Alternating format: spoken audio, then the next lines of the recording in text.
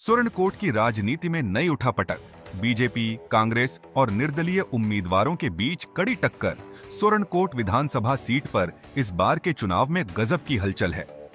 मुख्य मुकाबला बीजेपी के पहाड़ी समुदाय से ताल्लुक रखने वाले मुश्ताक बुखारी, कांग्रेस और नेशनल कॉन्फ्रेंस (एनसी) गठबंधन के उम्मीदवार शहनवाज चौधरी और निर्दलीय उम्मीदवार चौधरी मोहम्मद अकरम के बीच है।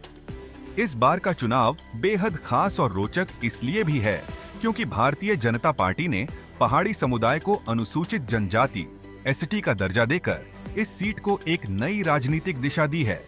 बीजेपी के उम्मीदवार मुश्ताक बुखारी पहाड़ी समुदाय से समर्थन की उम्मीद कर रहे हैं, खासकर एसटी दर्जा मिलने के बाद।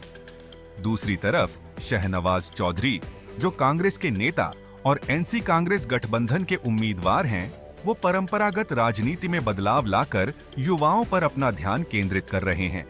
चौधरी मोहम्मद अकरम, जो एक समय कांग्रेस के एक प्रमुख नेता थे, अब निर्दलीय चुनाव लड़ रहे हैं।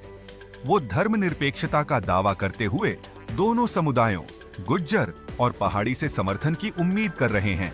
मियां अल्ताफ अहमद, राजनीति के किंग मेकर, इस क्षेत्र में सबसे बड़ा प्रभाव रखने वाले नेता मियां अल्ताफ अहमद हैं, जो नेशनल कॉन्फ्रेंस से सांसद हैं और गुज्जर समुदाय के आध्यात्मिक नेता भी हैं।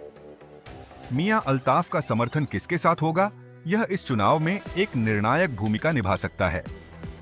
एक ओर उनका पारिवारिक संबंध चौधरी मोहम्मद अकरम के साथ है, जबकि दूसरी ओर उनके गठबंधन का उम्मीदवार शहनवाज चौधरी है।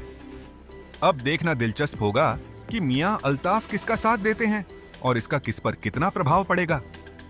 चुनावी परिदृश्य: इस चुनावी दौर में कुल 1,13,342 मतदाता हैं, जिनमें 58,000 पुरुष और 54,937 महिलाएं शामिल हैं।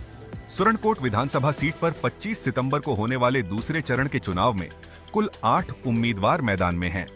मुख्य मुकाबला कांग्रेस एनसी गठबंधन के शहनवाज चौधरी, बीजेपी के मुश्ताक बुखारी, पीडीपी के जावेद इकबाल और निर्दलीय उम्मीदवार चौधरी मोहम्मद अकरम के बीच माना जा रहा है।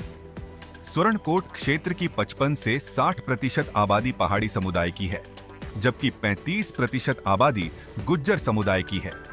एक छोटी कश्मीरी भाषी आबादी भी इस क्षेत्र का हिस्सा है।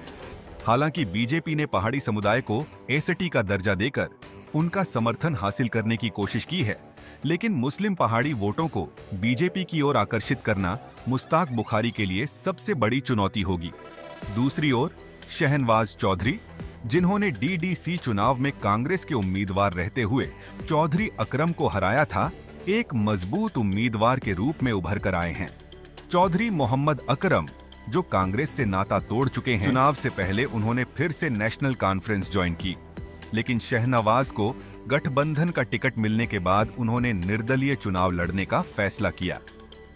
कौन बनेगा सुरनकोट का विजेता? पीडीपी के जावेद इकबाल भी मैदान में हैं, लेकिन पीडीपी का इस क्षेत्र में खास वोट बैंक नहीं है, इसलिए उनके लिए जीत की राह कठिन दिख रही है। सुरनकोट की इस चुनावी लड़ाई में कई सारे समीकरण काम कर रहे हैं, लेकिन मुख्य संघर्ष बीजेपी और कांग्रेस एनसी गठबंधन के बीच ही दिख रहा है। इसके अलावा चौधरी अकरम और मियां अल्ताफ के रिश्ते और समर्थन का सवाल भी अहम है, जो इस चुनाव की तस्वीर को बदल सकता है।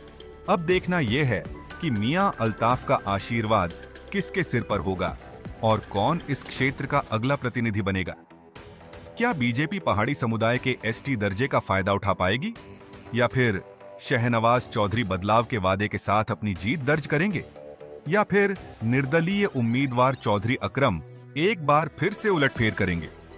इन सवालों के जवाब आने वाले चुनाव परिणाम ही देंगे।